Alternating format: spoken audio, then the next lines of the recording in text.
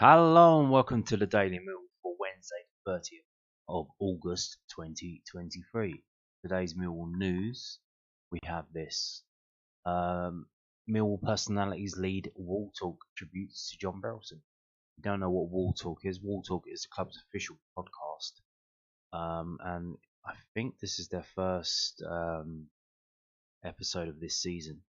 And quite fittingly, with it being the first episode of the season, they pay tribute to John Gregory Burleson.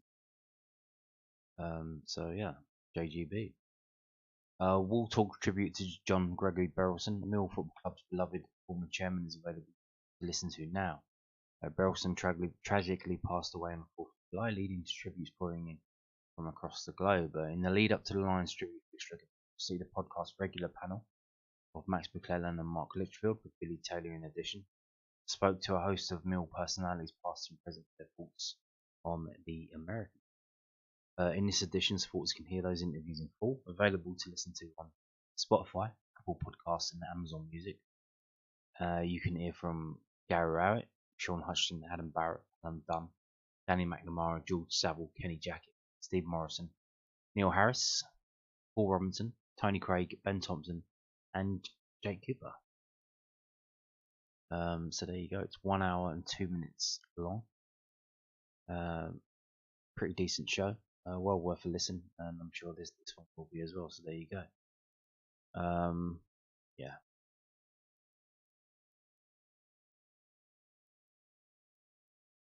I haven't listened to it yet, but I will when I get the chance. Moving on to this. Another day, another 2 international call-ups.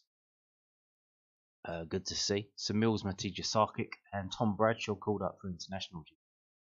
Millwall, Sarkic and Bradshaw have been called up to the Montenegro and Wales squads respectively for September's international fixtures. The goalkeeper will face a Euro 2024 qualification double header as Montenegro face Lithuania and Bulgaria in their quest to reach next summer's tournament in Germany. Bradshaw and Wales, meanwhile, first face a home friendly against Korea Republic. Which one's that then? North or South? I've been a South, yeah. Before travelling to Latvia for a Euro 2024 qualifier. Any further international call-ups from Millwall squad will be confirmed on millwallfc.co.uk. And these are the fixtures that they will be playing in. If you want to watch it, I'm not sure what channel they're going to be on.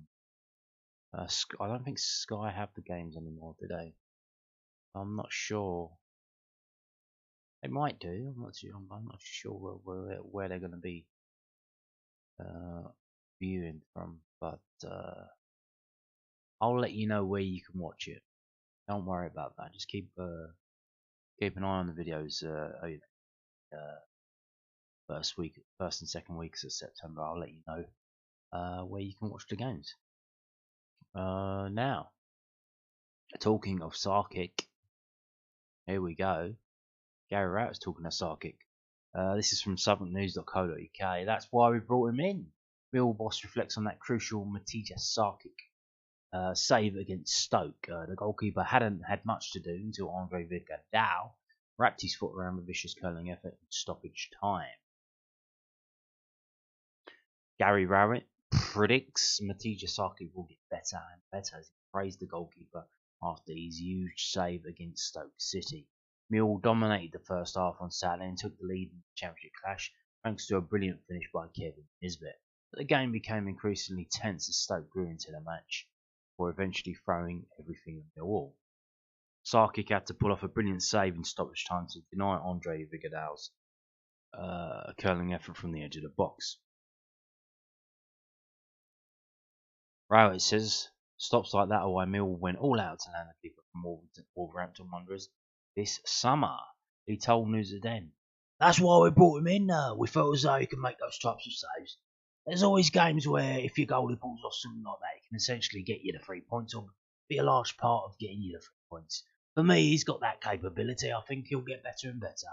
He's a young goalkeeper who hasn't played that much football recently. He came into our team very quickly on the back of 2 days training. I think the more comfortable he gets with the defenders, the more comfortable he gets with the team overall, the better it will become. It certainly made a very good start, indeed. Although I don't know about them going all out to get him, because they were actually trying to get that Mark Travers. So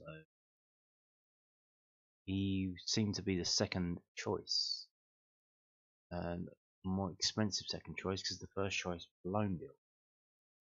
Although they aren't cheap these days, are they? Now, I told you yesterday about the big game. Free entry. What a cracker you got for your money. Free entry.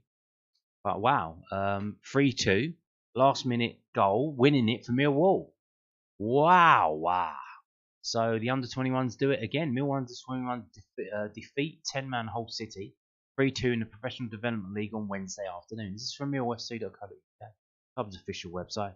The Tigers went in front of the MKM Stadium through Henry Sandak's penalty kick. Tom Leahy's double then swung the pendulum in favour of the Lions. Won a spot kick of Mill's own as a whole goalkeeper Owen Foster was shown his marching orders, leaving City a man light. An equaliser from Jevon Mills found in the second half, but Kamal Grant then scored the winner 3 minutes into stoppage time to hand Millwall victory. Yes. Next up for the Lions, under-21s, is a home game against Crewe Alexandra on Monday the 4th of September, which was supposed to be, it was down to be at the Den, but they moved it to the training ground. So tough luck for that. The Millwall team was Waddy, Smith, Badamaki, Cotton, Grant, Ollie Evans, Walker, Lawson, Leahy, Abdul Malik, and Drozd. The substitutions were Stevenson on for Ollie Evans in the 97th minute, Hearn on for Leahy in the 83rd minute, and the unused subs was George Evans, not that one, the young goalkeeper, Massey, and Bangora Williams. So there you go. Brilliant stuff there. Yes, and they carry on their it's the second game in the season, 2 wins, and doing it right at the end of the game. Fantastic stuff. And it's a bit of deja vu, because a similar thing happened when we played them in the semi-final last season. Last minute goals getting us through that one. Just want to note, look at that. That's another training kit they've got now. How much money do they think we've got? And what's happened to our Wicket group? They've been shrunk down. They used to be in the middle. They were in the middle of the other training kit, and on this one they're like shrunk beneath the Millwall badge. So that's a bit busy though, isn't it? That does have vibes of 2012 Olympics. That one. I don't know if you can remember that. Seems that it's 11 years ago now. Wow. Moving on to this. Apparently the trains are messed up at the weekend. Oh, cool surprise, sir. Millwall supporters wishing to travel to this Saturday's Sky Bet Championship fixture against Birmingham City by train are advised to check their journey before leaving. The Lions head for St Andrews, kick off at 12:30 p.m. With RMT strike action set to ensure that there will be no Chiltern services between London Marylebone and Birmingham Moor Street throughout the day. So literally there's no trains on Chiltern Railways. I don't know how else you get there. I don't know about the other line. What's the other line? The one Birmingham New Street that comes from. Does that come from Euston or King's Cross? I'm not too sure. But anyway, 12:30 kickoff. Down. Chiltern Railways have also advised the club that due to wider rail strike on Saturday, alongside engineering works on the West Coast, mainline services between Birmingham and London in general will be significantly limited. Oh, so the other one, so even the one that isn't Chiltern Railways is going to be like messed up as well. Well, here we go. And rather optimistically, Mill will then say to purchase tickets for the trip to St Andrews, click the link below. Hey, are you sure? This one here, yeah, I'm not sure about that now. Can't get there, can you? Unless you drive. Anyway, and then you're going to drive through London and pay a ULEZ, or you're going to drive all the way around and pay extra in petrol? Yeah. Anyway, here we go. This is, I don't know, This is worrying. Is this a good thing? I don't know. Not this. What's coming up next? This. So this is from a website called therealefl.co.uk. It's one of those like they kind of gather information and then plaster ads everywhere to get you. It's like a clickbait site sort of, but not quite. I don't know. They do seem to be a bit useful, but they obviously desperate to get you to click on the links and then bombard you with ads. Oliver Burke. He's coming to the Championship. He's flying to London to make a move to the Championship. Uh-oh. Is he coming back to us? Why? He hasn't really done anything, has he? For us? But the two-time Millwall loanee Oliver Burke is set for a return to the Championship after a successful spell with Werder Bremen in Germany, according to German outlet Bild. Ollie Werner's side have had a disastrous start to the 23-24 Bundesliga campaign, losing twice, conceding 5 goals and not scoring a single opportunity thus far, leaving the club keen to bring some new players in before the transfer window closes on Friday. A Bild are reporting that Werder Bremen will need to sell before signing any new talent and are prepared to offload both Gruev and Oliver Burke. Gruev is in talks with Leeds United about a potential move to Welling Road, while the outlet are claiming that Burke will move to the Championship tomorrow, although it doesn't name any potential buyer. Is it us? Do we really need him? What is he going to offer us that Imaku doesn't? And then, I don't know about this. I'm not too sure about this. Although they say Birmingham Live revealed back at the beginning of July that Burke was on the radar of Birmingham City. And perhaps the Blues have now reignited their interest with just over 48 hours remaining in the summer window. So they don't know where he's going. They haven't got a clue, really. They just know that he's coming to this country and he's going to be moving to the Championship team. The Scotland international has a wealth of Championship experience and spent the second half of last season on loan at the Den, scoring twice in 17 appearances, as Millwall narrowly missed out on the final playoff spot by a point. This was Burke's second loan spell with the London club in 2 years, but the attacker has also spent time with the likes of Celtic, Leipzig, Sheffield United, West Bromwich Albion, Nottingham Forest, and Deportivo Alaves, rounding off a rather peculiar CV. So yeah, would you want him back? Personally, not really. He's not really what we want anymore, is it? All he's got is pace. Whereas Amaku, he's got pace and he can actually run with the ball. So, and he's got vision. He can pick people out. He picked out Esse for that goal. Why would we need Oliver Burke when we've got Amaku? Unless is Amaku injured? I don't know. Yeah, I'd rather keep playing Amaku, to be honest with you. If you're going to bring a striker in, you want a target man type, and then I don't think that's how they want to do it. They don't do that. That's not what they do these days. It's out of fashion, isn't it? Pumping it along to the big man if it's at the end of the game. I was thinking the other day, maybe can Wes Harding play up front? Obviously, we played it a few times with Jake Cooper, pretty much.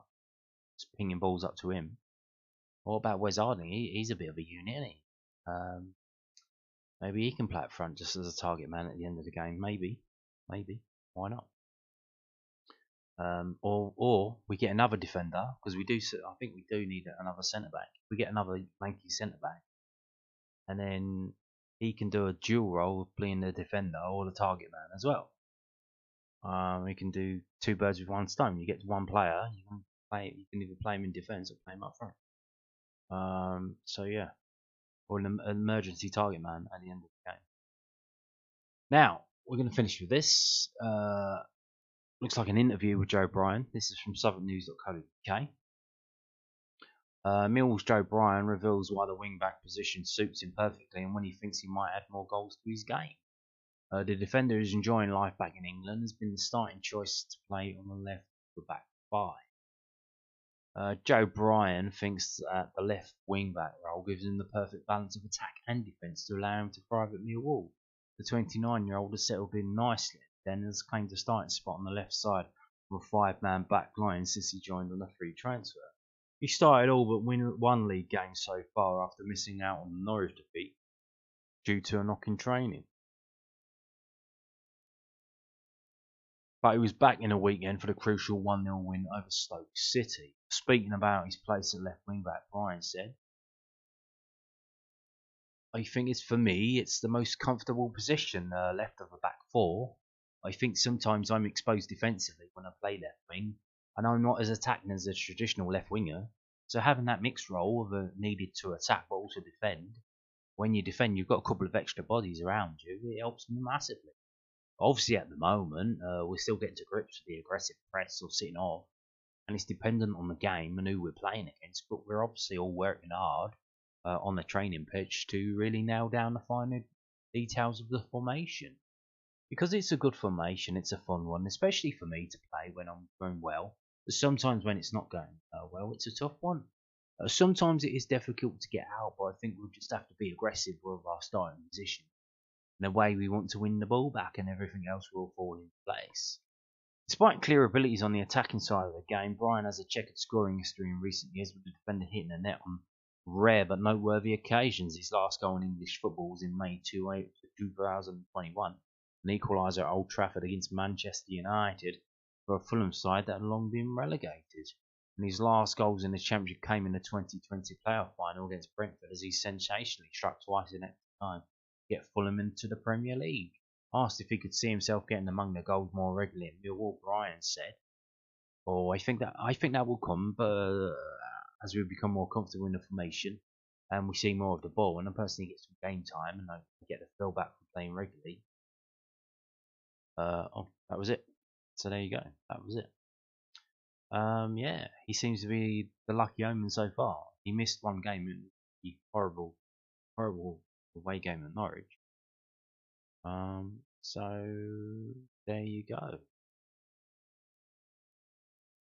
And on that note, thank you for watching and goodbye.